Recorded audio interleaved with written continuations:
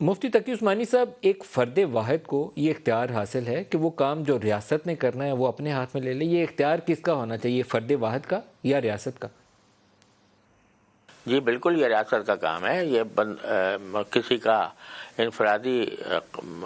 کام نہیں ہے۔ اور میں کل بھی ایک پروگرام میں عرض کیا تھا کہ یہ جو حدیث میں آتا ہے کہ اگر کوئی شخص کوئی برائی دیکھے تو اپنے ہاتھ سے اس کو روکے،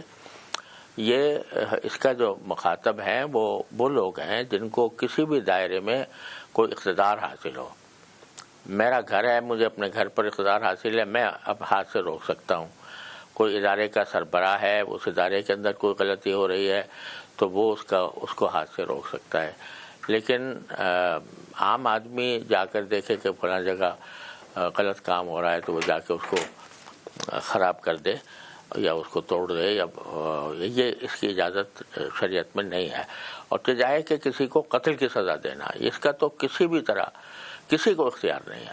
کہ قتل کی سزا دینا یا کسی اور جرم کی سزا دینا، یہ کام ریاست کا ہے، یہ عوام کا کام نہیں ہے۔